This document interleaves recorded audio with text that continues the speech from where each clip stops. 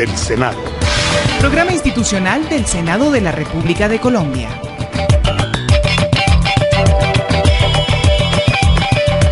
Un saludo a todos los oyentes que nos sintonizan en las 51 emisoras de la Radio Nacional de Colombia, la radio de todos. Recordamos las frecuencias en los Llanos Orientales, 92.3 FM en Villavicencio, Acacias, San Martín, Granada, Puerto López, Cumaral, Restrepo y Arauca. San José del Guaviare, 96.3 FM y en 92.7 FM en las poblaciones de Yopal, Agua Azul y San José. Los habitantes de Puerto Carreño y Saravena nos pueden sintonizar en 94.3 y 98.3 FM respectivamente. Hoy es sábado 24 de septiembre y en cabina les saluda Fernando López, periodista de la Oficina de Información y Prensa del Senado de la República. Voces del Senado es una iniciativa de la mesa directiva en cabeza del presidente Óscar Mauricio Liscano Arango, primera vicepresidenta Daida de Jesús Galvis Méndez, segundo vicepresidente Iván Leonidas Name Vázquez, en la Secretaría General Gregorio El Hash Pacheco y en la dirección administrativa Astrid Salamanca Raín. Producido por la Oficina de Información y Prensa con la dirección de Diego Monroy y en la edición Jorge Gutiérrez. Bienvenidos a una edición más de Voces del Senado.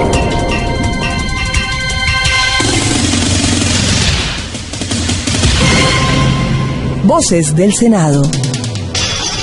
Los siguientes hechos fueron noticia esta semana en la Cámara Alta del Congreso de Colombia. Las comisiones económicas del Congreso aprobaron el proyecto de presupuesto para vigencia 2017. Este continuará su discusión y debate en las plenarias de Senado y Cámara. La infraestructura vial de la Orinoquía fue tema de debate de control político en la Comisión Quinta.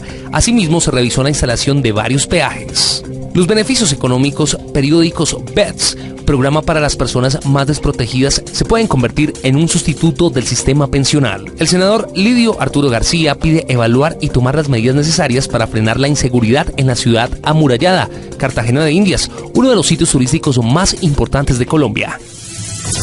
Seguimiento a proyecto de ley. Bienvenidos a Voces del Senado en una edición más. Estas son las noticias más importantes y los seguimientos del proyecto de ley que, como siempre, hacemos aquí en este programa. Comisiones económicas aprobaron en primer y tercer debate el proyecto de presupuesto vigencia 2017. En este se contemplan más recursos para educación, salud, familias en acción y para los subsidios eléctricos, ejes fundamentales y de gran preocupación para los congresistas. Así lo expresó el ministro de Hacienda, Mauricio Cárdenas. Ha sido posible incrementar el presupuesto, especialmente en el rubro de inversión. Primer elemento del ajuste: liberar recursos de amortizaciones de deuda para poder aumentar el presupuesto de inversión. Pero ese no es el único cambio. También hicimos al interior del rubro de funcionamiento una serie de reducciones que han permitido que el monto de funcionamiento caiga en 317 mil millones de pesos. Entonces, lo que eran 137.2 billones de pesos, ahora son 136.8 billones de pesos. Y dentro de ese rubro de funcionamiento, el que más ha liberado recursos es el rubro de operación comercial. Entonces, ¿cómo quedan en el agregado las cifras del presupuesto? El monto total, obviamente no cambia, 224.4 billones de pesos. Se adicionan 4.5 billones de pesos, pero al mismo tiempo se reducen 4.5 billones de pesos, de forma tal que el monto total no cambia. En el caso de la inversión, se adicionan 3.4, pero se reduce en 1.1 la inversión por sectores que liberan recursos para un neto adicional de 2.3 billones de pesos. Señaló además el ministro Cárdenas que la reducción se hizo en el servicio de la deuda, pago de pensiones y en varios ministerios. Otros rubros en diferentes sectores, 7.000 millones de pesos. ¿Quiénes aportan, quiénes se reducen en materia de transferencias? ¿Quiénes liberan recursos en el rubro de transferencias? En primer lugar, el Ministerio de Hacienda, 66.000 millones de pesos. En segundo lugar, el sector de justicia y del derecho, que liberó unas partidas en transferencias para aumentarse el presupuesto de inversión. Pero sobre todo, el sector trabajo y particularmente las transferencias para pensiones liberan 638.000 millones de pesos. ¿Por qué? porque se hace nuevamente un cálculo de lo que será el pago de pensiones del próximo año y se estima que se necesitan 638.000 millones de pesos menos que se pueden transferir para las necesidades en el sector de salud. Entonces se vuelve a aforar ese pasivo asociado al pago de pensiones y se identifica que allí puede haber un exceso de 638.000 millones de pesos. Y también se liberan transferencias en otros sectores por 9.000 millones de pesos. Hechas todas las sumas y restas, en el rubro de transferencias, lo que se adiciona menos lo que se reduce da un incremento de 112.000 millones de pesos. La bancada de Centro Democrático votó en contra de la aprobación del proyecto de presupuesto. La senadora María del Rosario Guerra explica las razones. Lo primero, porque como ya lo habíamos dicho en sesiones anteriores, nos preocupan las estimaciones de los ingresos, de manera especial de los ingresos tributarios por las expectativas que se tiene del comportamiento de la economía para el próximo año. Segundo, porque creemos que falta aún más compromiso con la austeridad en el gasto. Si bien esta ponencia trae unos lineamientos de unos nuevos artículos donde le exige a las entidades del gobierno austeridad en ciertos gastos, todavía creemos que se debe hacer un mayor esfuerzo de control en la austeridad del gasto, entre otras cosas, no solo en el gasto de nómina, sino en gastos como por ejemplo el de viajes. A uno le sorprende, ministro, que se encuentre 5 y 6 personas de un mismo ministerio para ir a un sitio. Yo lo invito a que sean mucho más exigentes en el control de ese gasto. El tercer argumento, muchos recursos no regionalizados. De por sí, por la baja en el presupuesto de inversión, pues se bajó en casi todos los departamentos del país el presupuesto de inversión departamentalizado, pero todavía está concentrado en el nivel nacional el presupuesto de inversión y no está regionalizado. El tercer argumento es que en estos artículos de esta ponencia hay más de 22 facultades al gobierno nacional, demasiado centralizado y demasiado facultades para el gobierno nacional. El siguiente argumento es que a lo largo del proyecto no se encuentra clara estrategia de mayor eficiencia en el gasto, pero a la vez una mayor lucha contra el indebido manejo de los recursos del presupuesto. Nosotros exigimos el año pasado y lo exigimos para este presupuesto también, que haya una rendición trimestral de cuentas, de cómo va no solo la ejecución del presupuesto, sino el buen manejo. ¿Qué hacemos con que se dé más recursos si no hay un control a la eficiencia de ese gasto, que efectivamente llegue a las comunidades y fuera de eso que haya un manejo transparente de los recursos? Debates de control político en comisiones. Y seguimos girando en este mundo legislativo aquí en Voces del Senado. Aunque la Orinoquía es importante para el desarrollo económico del país, debido a la producción petrolera, esta no cuenta con una infraestructura vial que permita cumplir dicha labor, señaló así la senadora Maritza Martínez del partido de la U durante un debate de control político desarrollado en la Comisión Quinta. Queremos ver también el esfuerzo de la nación en esas obras. Segundo, le solicito a la ANI garantizar la totalidad de la malla vial del Meta, que si queremos resolver un problema no sea recortando parte de los tramos, incluidas las dobles calzadas. No fue una decisión acertada la que se tomó de permitir a la gobernación ejecutar, pero ya se tomó, ya se adoptó. Por favor, ejerzan vigilancia y garanticen la culminación de estas obras porque es su responsabilidad. También quiero aprovechar para pedir unas vías que son fundamentales para la región. Este fin de semana tuve la oportunidad de estar entre la vía Mesetas-Uribe y las condiciones son lamentables. Necesitamos la construcción de la vía Mesetas-Uribe, Colombia-Huila, que acá también han señalado otros senadores como el senador Macías. La recuperación de la vía Granada en el Meta que conecta con San José del Guaviare. Es un tema que hicimos la gestión, le agradezco al doctor Carlos García, acogió nuestra solicitud, está tramitando la vigencia futura por 8.000 millones de pesos para superar el problema del socavamiento que está haciendo el río Ariari en el punto de Puerto Lleras. Le quiero solicitar también al director de Invías que avancemos un poco más en el tema de la red terciaria. No hemos visto en este año ni el año pasado suficiente inversión y es una necesidad profunda de las regiones. Y también solicito que se contrate el tramo 1 de la vía Bogotá-Villavicencio. Ya tenemos el tramo 2. Ya está contratado el tramo 3. ¿Cómo vamos a dejar esta vía incompleta? Porque el día que tengamos todo el trazado en doble calzada, podemos hablar ahora sí de viejos proyectos, grandes ambiciones que tiene la región, como el aeropuerto internacional y una serie de desarrollos que solo van a ser posibles garantizando el tramo 1. Para eso están los recursos de la venta de Isagen, para respaldar ese tipo de recursos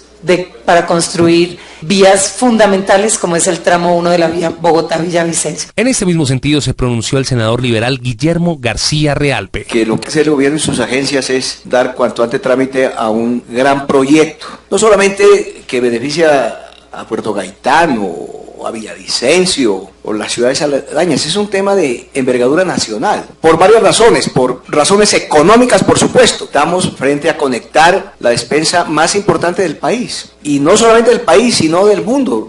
El mundo referencia a Colombia como potencia mundial, entre las 5 séptimas potencias mundiales en materia de producción de alimentos y producción agropecuaria. A Colombia es por los llanos orientales, fundamentalmente. Otras regiones, por supuesto, pero digamos que esa es la gran región, el gran fundamento de esa fortaleza nacional. Y no solamente de una vía con las especificaciones técnicas, no solamente un desarrollo de infraestructura acorde en materia de transporte, de carga vehicular, etcétera, sino que tiene que definitivamente proyectarse el ferrocarril de los llanos orientales, de la parte oriental colombiana, con el centro del país, con el sector andino, con los puertos del Pacífico, los puertos del Atlántico y las articulaciones suramericanas de Venezuela, Brasil, etcétera. En sesión permanente se escuchó a Fanny María González Velasco, procuradora delegada para la vigilancia preventiva de la función pública, explicó hallazgos encontrados en el tema de la contratación de la gobernación del Meta. La supuesta contratación del esposo de la señora gobernadora. Nosotros en el 2015, como delegada de función preventiva, hicimos una investigación sobre esas contrataciones. En cuantías importantes y en temas de importancia para el departamento del Meta, encontramos 7 contratos para la firma MC Constructores. De eso se hizo un informe el día 11 de diciembre del 2015, el cual se encuentra en investigación disciplinaria. Ahí están determinando si efectivamente, como usted lo dice, senadora Daira, estaban los pliegos de condiciones estructurados para un solo proponente. Ahí hay una investigación, esa investigación está en curso en ese momento. Segundo tema, obras doble calzada. Sobre las obras doble calzada, y de acuerdo con el acuerdo de transacción suscrito entre la ANI y la Gobernación, la Procuraduría General de la Nación hizo unas observaciones a un proceso de licitación que es como la fase 1 de los compromisos adquiridos con el gobierno nacional. Ahí se hicieron observaciones y recomendaciones. Y en sesión informal se escuchó al presidente del Consejo de Puerto López, Gilmer Alexander Bermúdez Amado, quien indicó que debido a los altos costos de los peajes se acabó con el turismo en la región. Son comunidades desamparadas por el abandono estatal. Antes no podíamos viajar tranquilamente por estas vías. Hoy lo podemos hacer, y cuando nuestros pobladores quieren salir de estas crisis económicas, viene otra, y es el alza de un más del 300% de los peajes. Un ciudadano que se quiera desplazar de Villavicencio a Puerto Gaitán, le salen más de 300.000 pesos solamente la ida, por el costo de los peajes. Si se va solamente desde Puerto López a Puerto Gaitán, le salen 150.000 pesos, sin derecho a un almuerzo digno para la persona que va en su vehículo. Es decir, acabamos con el turismo en la altillanura. Acabamos con una altillanura que quería salir a mostrar las bellezas del paraíso natural de Puerto Gaitán. a mostrar las bellezas de Puerto López. No es justo que quedemos ahora encerrados por estas tarifas. Sí al desarrollo de nuestra altillanura, sí al desarrollo de nuestros pueblos. Por su parte, el presidente de la Agencia Nacional de Infraestructura, ANI, admitió que el país tiene vías en mal estado y realizó una descripción sobre los proyectos que se han desarrollado y los que se van a realizar. Todo lo que se está haciendo en la altillanura y el departamento del Meta, en este momento están contratados, algunos terminando construcción, otros iniciando construcción, pero más de 7 billones de pesos en obras. Y quiero decirle cuáles son ellos. En el tramo 2 de la vía Bogotá-Villavicencio estamos invirtiendo 2 billones de pesos. Esas obras deben terminar en su totalidad en diciembre del año entrante. Ya están la mitad de esas obras en funcionamiento a partir de las obras que pusimos en operación la semana pasada. Arrancó la semana pasada también la obra en el tercio cercano a Villavicencio, son otros 2 billones de pesos de inversión. Tenemos en proceso de preconstrucción y poniéndole mucha presión al contratista para que cumpla los tiempos, entre Villavicencio y Yopal, 1.5 billones de pesos en obras. Y entre el Secreto y el Cisga, que es la vía alterna entre Casanare y el Altiplano, estamos invirtiendo 400.000 millones de pesos. Debates de control político en comisiones.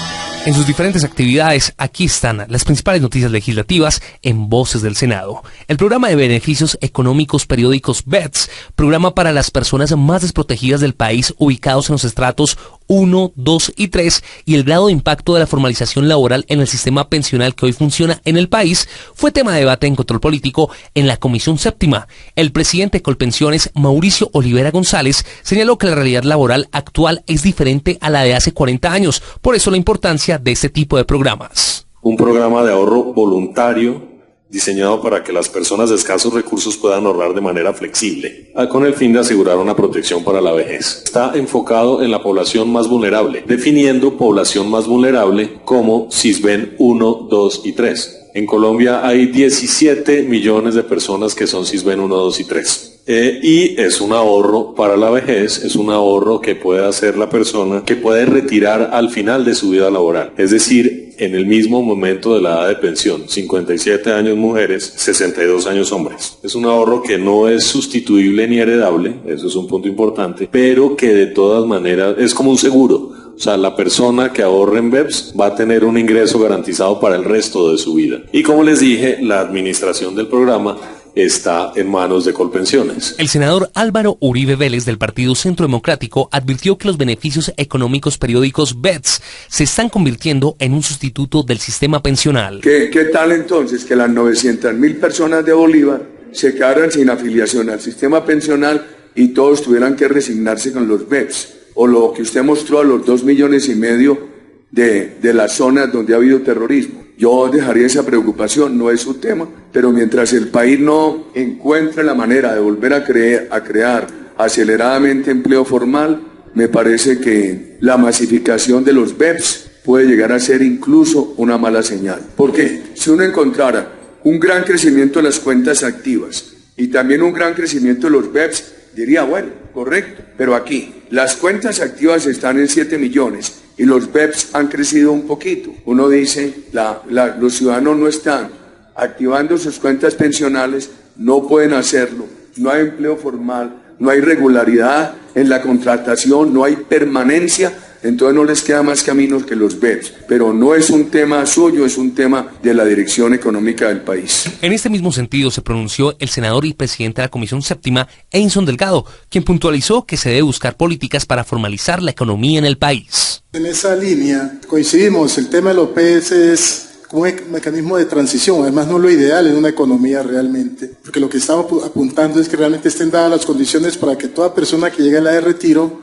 tenga una pensión, bajo todos los esquemas que tiene el Estado. Eso es estamos totalmente de acuerdo en esas apreciaciones, senador Álvaro. Y hay un tema que de pronto no lo avanzamos hoy, queda para discusión después, cómo formalizar más la economía de Colombia, cómo formalizarla.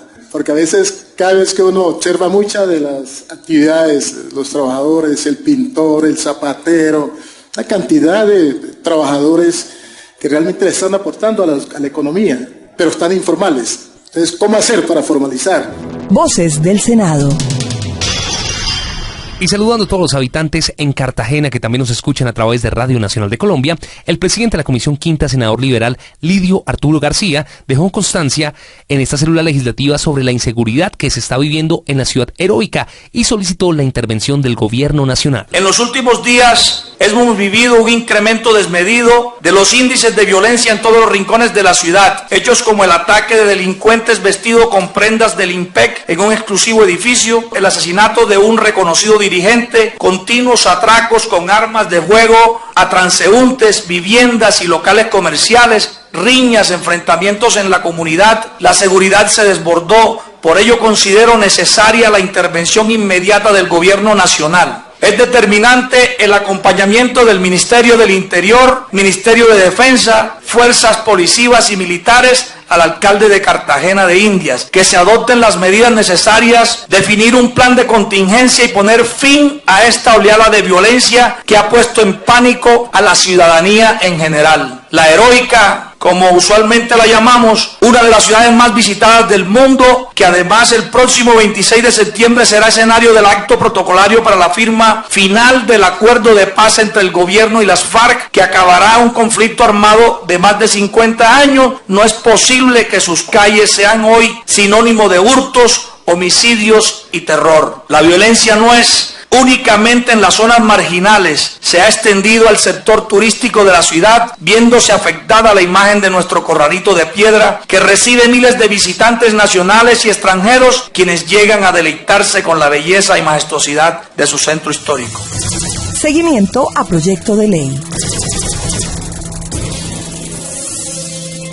Y avanzamos con más noticias en Voces del Senado. Por otra parte, se aprobó y pasa a tercer debate en la Cámara de Representantes el proyecto de ley que busca incluir como nuevo prestador de servicios turísticos los vehículos de tracción animal para fines turísticos bajo el número 08 de 2015 Senado, y el cual modifica la Ley 300 de 1996, modificada por la Ley 1101 de 2006. El senador ponente Guillermo Antonio Santos explica en qué consiste esta iniciativa. Es un proyecto que pretende tener la posibilidad, sin llegar a los extremos de sacrificar a los animales. Es un tema en el que, como defensor, por supuesto, y como animalista, entiendo que hubo algunas manifestaciones en las que se señalaban que utilizar equinos para hacer el trabajo de jalar o de alar carruajes en Cartagena y en otras regiones del país era algo así como que estábamos prácticamente patrocinando el maltrato animal. Este es un proyecto que está orientado a mantener podríamos decir que una costumbre, algo que en Cartagena y en otras regiones del país se ha mantenido. ¿Y por qué dimos nosotros ponencia positiva? Porque una cosa es que se esté patrocinando el que vaya uno a maltratar a los animales, y otra cosa es entender que hay animales que están para el trabajo. En defensa del proyecto habló el congresista santanderiano Mauricio Aguilar, quien puntualizó sobre las bondades del proyecto al turismo colombiano. Este proyecto tuvo una profunda discusión, precisamente porque dentro de la ley de maltrato animal estamos también defendiendo a nuestros animales, y que no queremos es que a raíz de esta actividad, porque no podemos acabar con esta actividad turística insignia de los destinos más importantes que tiene nuestro país en la costa norte, como son los caballos cocheros, queremos es que esta actividad esté regulada por todas las autoridades, desde el gobierno nacional, gobierno central, y que se permita realizar esta actividad, siempre y cuando tampoco se maltrate a los animales. Claro, dentro de la ley del maltrato animal, pues contemplamos las sanciones a quienes lo hagan, pero esta actividad también se tiene que regular para que no queden esos vacíos o esos vicios dentro de una actividad que es cultural y turística e insignia de nuestro país. Entonces yo creo, presidente y honorables senadores, es simplemente que las autoridades, el propio viceministerio de Turismo, el Ministerio de Industria, Comercio y Turismo del Gobierno Nacional ha avalado, ha apoyado esta actividad, siempre y cuando no se abuse horarios establecidos, que realmente no se vuelva a presentar lo que decía el senador Guillermo Santos, que no volvamos a ver estos acarreos o las zorras por las grandes ciudades viendo el maltrato y el abuso de nuestros animales, pero sí queremos defender la actividad turística también regulada, que es lo que hoy se quiere establecer dentro del proyecto de ley. Queremos es simplemente continuar con la política del gobierno nacional del presidente Juan Manuel Santos de convertir a Colombia en un destino de clase mundial. Las personas que maltraten a los caballos cocheros tendrán sanciones administrativas, las cuales pueden llevar a la suspensión, cancelación o revocatoria del registro para operar como un prestador de servicio turístico. La reglamentación estará a cargo de los ministerios de Ambiente, Desarrollo Sostenible y de Comercio, Industria y Turismo. Voces del Senado.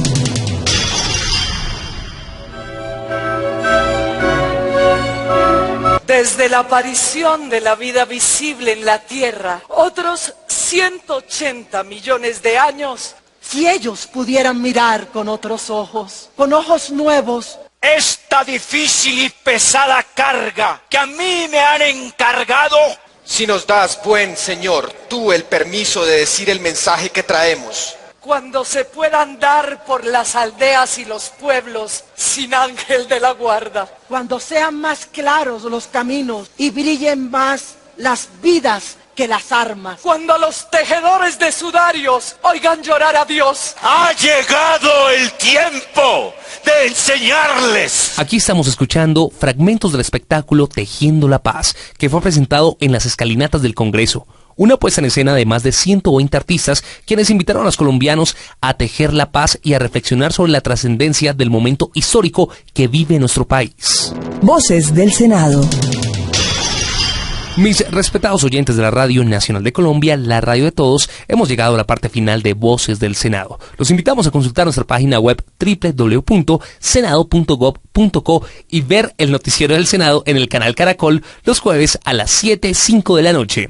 Usted puede opinar sobre nuestro tema del día a través de las diferentes redes sociales, en Facebook Senado Colombia y en Twitter @SenadoCol. Para ampliar más información, escríbanos a prensa@senado.gov.co. Les deseamos un feliz domingo, que hagan mucho deporte, muchas actividades productivas, que estén en familia, y nos volveremos a encontrar el próximo fin de semana en nuestro horario habitual, sábados y domingos, 7:30 de la mañana, con los hechos legislativos que ocurren en el Senado de la República. Una feliz semana, hasta pronto.